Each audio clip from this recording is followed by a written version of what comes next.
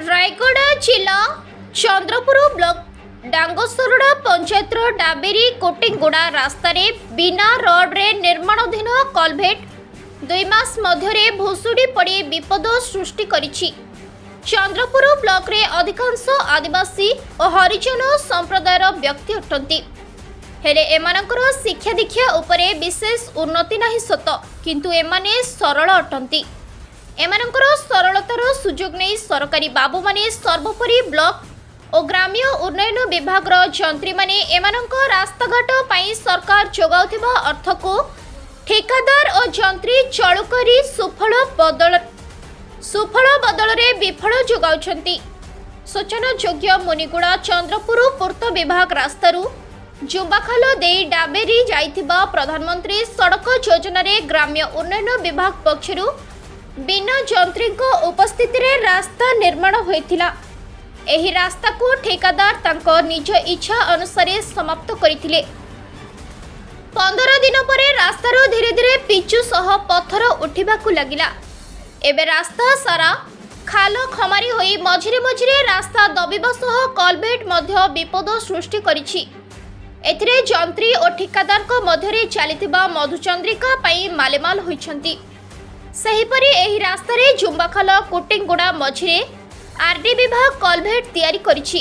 जेउ ठेकादार को मिस्त्री कलभेट निर्माण कले बिना रोड रे करिथिबारु गाँ लोके सेतेबेले विरोध करिथिले जे तुम जंत्री और ठेकादार को उपस्थिति रे रोड दिया जाई काम हेबो किंतु मिस्त्री कहिथिले ठेकादार जेको कहिबा अनुसार आमे बिना रोड रे कार्य करूछु एथिरे आमर दोष कौन हैला बोली मिस्त्री ग्रामवासी को कहिसंती।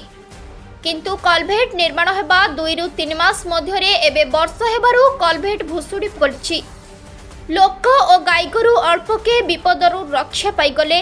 खबर पाई ठेकादार कुली पठाई कलभेट उपरे माटी पकाई फाट लुचाई सहेले लुचाई देले सत हेले ता उपरे लोक माने कि गाईगोरु जीवा आसीबा विपद मणुथिबा देखा देइछि। परिचय होचे बनमाल डुडुका ग्राम कुटिंगुड़ा डांगसोड़ा पंचायत। ब्रिज विषय ब्रिज जिते काम है पिलर भी बिना रोड रे काम करचंती।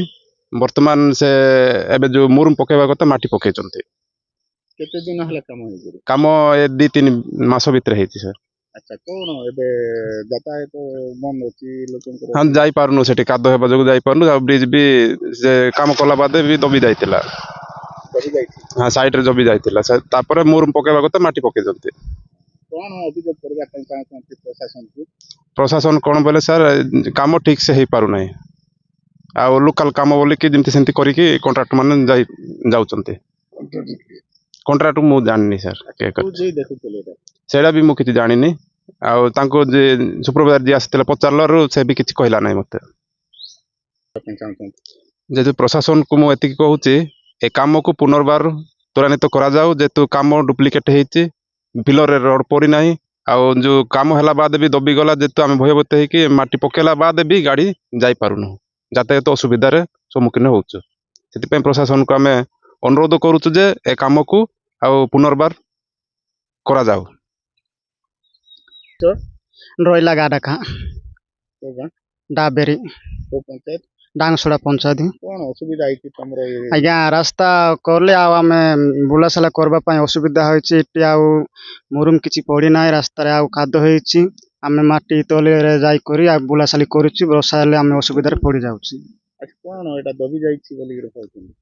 हां आज्ञा दबी जेबा फल रे माटी गुड़े छन्ते दबी जाइछि। कोन कहबा पई चाहछन तो आमे इटा संपूर्ण आ रास्ता बोल हेबा पई चाहछन्ती। ब्रिज बोल है ना आउ दबी जाउछि से ब्रिज केबे पड़बो आमे जानि ना। ले रोड पड़ी ना नाइ सर पड़ी ना जो स्लैब पड़ी छि रोड टोटल पड़ी ना नाइ पड़ी ना। रायगढ़ आशुतोष कुमार पटनायक रिपोर्ट दि संघर्ष टीवी।